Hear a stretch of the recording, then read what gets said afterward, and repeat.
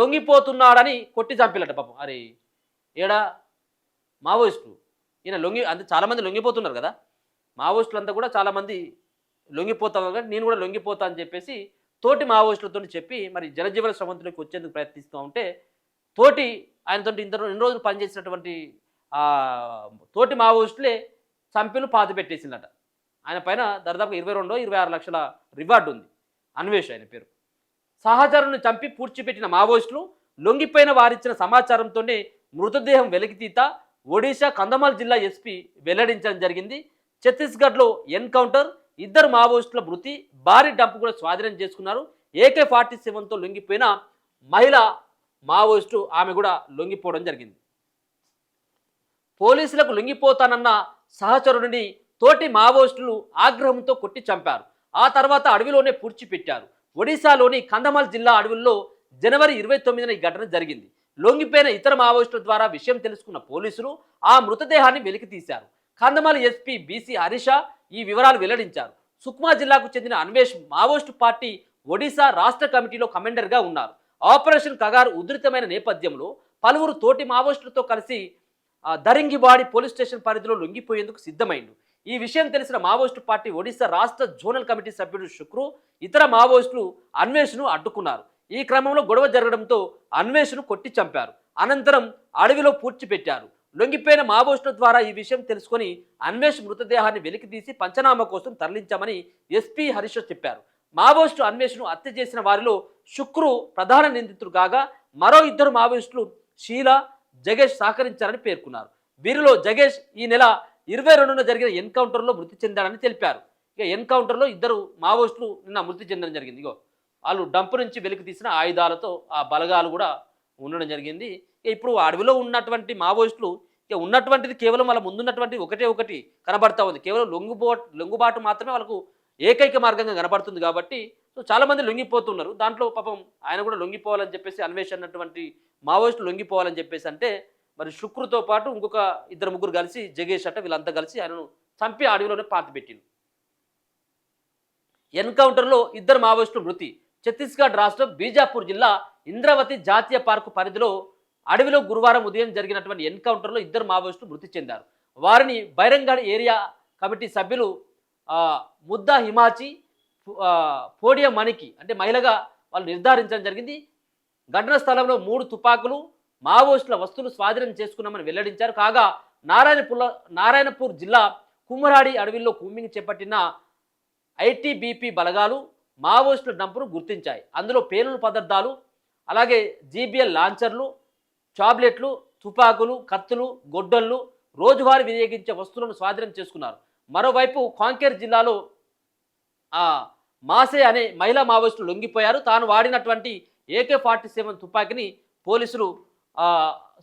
పోలీసులకు కూడా అప్పగించడం జరిగింది. సో మావోయిస్టులు ఒక పక్కన లొంగిపోతా ఉన్నారు, ఇంకొక పక్కన ఎన్కౌంటర్లో చచ్చిపోతున్నారు. మరి మార్చి 31 వరకు పెట్టుకున్నటువంటి డెడ్లైన్లోగా మరి ఉన్నటువంటి మావోయిస్టులను అందరినీ కూడా ప్రాణాలతో పట్టుకోవాలన్నటువంటి ఒక పక్కన పోరాటం కావచ్చు కేంద్ర బలగాలు, మరో పక్కన వాళ్ళు మావోయిస్టులు లొంగిపోయినటువంటి మావోయిస్టులను అంతం చేయడం, ఈ 2 ఆప్షన్స్ మాత్రమే కనబడుతున్నాయి. మార్చి 31కి కేవలం ఇంకొక నెల రోజులు మాత్రమే టైం ఉంది. ఈ నెల రోజుల పట్ల ఆపరేషన్ కగార్ని విజయవంతంగా పూర్తి చేయాలన్నటువంటి ఒక ఆలోచనతోటి కేంద్రం మరి పూర్తి స్థాయిలో కేంద్ర బలగాలని ఆయా సంబంధించినటువంటి అడవుల్లో మోహరించేటువంటి ప్రయత్నం చేయడం జరిగింది. ఇక తెలంగాణ నుంచి కేవలం ఒక 15 మంది మాత్రమే ఉన్నట్టుగా తెలుస్తూ ఉంది. ఇంకా చాలా మంది యొక్క ఆచూకీ కూడా లభించలేదన్నటువంటి వార్త కూడా వినబడతా ఉంది.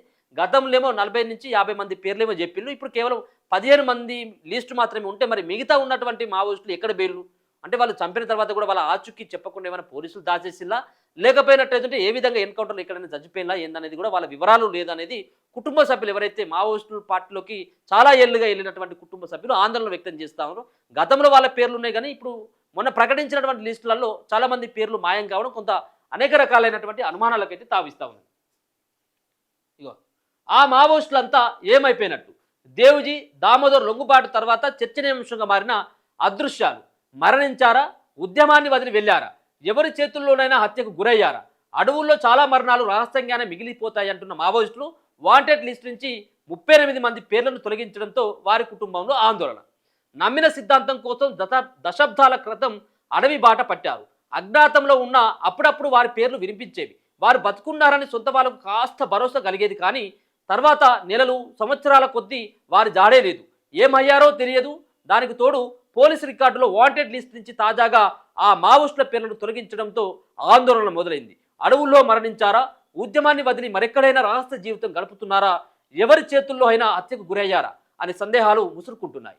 పీపుల్స్ వారుగా ఉద్యమం మొదలై మావోయిస్టులుగా రూపాంతరం చెందిన క్రమంలో అజ్ఞాతములకు వెళ్లిన 38 మంది తెలంగాణ మావోయిస్టుల జాడ తెలియకుండా పోయింది. తెలంగాణకు చెందిన మావోయిస్టులు 55 మంది ఇంకా అడవిలో ఉన్నారని తెలంగాణ పోలీసులు ఏడాది క్రితం వరకు చెప్పారు. మావోయిస్టు అగ్రనేతలు లొంగిపోయిన తర్వాత తమ లెక్కల్లో పొరపాటు ఉందని, ఇంకా 17 మంది మాత్రమే పట్టుపడాల్సి ఉందని పేర్కొన్నారు.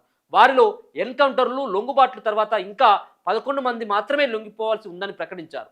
మావోయిస్టు పార్టీలో వివిధ హోదాల్లో పనిచేస్తూ అజ్ఞాతంలో గడుపుతున్న వారి జాబితా నుంచి 38 మంది మాయం కావడం వారి కుటుంబాల్లో ఆందోళన రేపుతుంది. ఇటీవల లొంగిపోయిన మావోయిస్టు అగ్రనేతలు తిప్పిరి తిరుపతి అలియాస్ దేవ్జీ, బడే చొక్కారావు అలియాస్ దామోదర్ నుంచి అయినా తమ వారి సమాచారం తెలుస్తుందా అన్న ఆశతో పోలీస్ స్టేషన్లను సంప్రదిస్తున్నారు.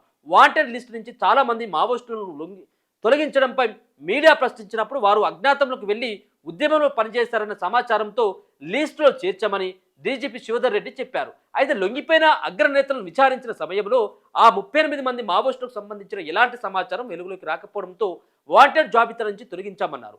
వారు కొన్నేళ్ల క్రితమే పార్టీని వదిలి వెళ్లి ఉంటారని, లేదా మారు పేర్లతో జీవించి ఉండవచ్చని వాళ్ళు పేర్కొనడం జరిగింది. అసలు వాళ్ళ 38 మంది పేర్లే లేవు. అడవుల్లో చాలా మరణాలు రహస్యాలట. లొంగిపోయిన మావోయిస్టు అగ్రనేత జంపన్న ఈ విషయంలో భిన్నంగా స్పందించారు. ఉమ్మడి ఆంధ్రప్రదేశ్ సమయంలో నక్సల్స్పై తీవ్ర హింస కొనసాగినప్పుడు అనేక మంది అదృష్టమయ్యారని, అలా మాయమైన వారేమయ్యారో నేటికి తెలియని పరిస్థితి ఉందన్నారు. ఎదురు కాల్పుల్లో మరణించిన మావోయిస్టుల కుటుంబాలకు వీలైనంత వరకు సమాచారం అందిస్తామని తెలిపారు. ప్రతి మావోయిస్టు మరణానికి కారణాలను పార్టీ అక్షరబద్ధం చేస్తుందని వివరించారు. అయినా అడవుల్లో వివిధ కారణాలతో జరిగిన మావోయిస్టుల మరణాలు చాలా వరకు రహస్యంగానే మిగిలిపోతాయని పేర్కొన్నారు. లొంగిపోయిన మావోయిస్టు నేతలతో మాట్లాడిన తర్వాతే పోలీసులు తాజా జాబితా ప్రకటించినట్టు స్పష్టమవుతుందని వెల్లడించారు. ఇక వివిధ రాష్ట్రాల్లో లొంగిపోయిన తెలంగాణకు చెందిన సెంట్రల్ కమిటీ నాయకులు సోను, ఆశన్నలతో సైతం తెలంగాణ ఎస్ఐబి బృందాలు గతంలో వాంటెడ్ జాబితాలోని మావోయిస్టులపై చర్చించారని సమాచారం. అయినా చాలా మంది వివరాలు తెలియరాలేదు.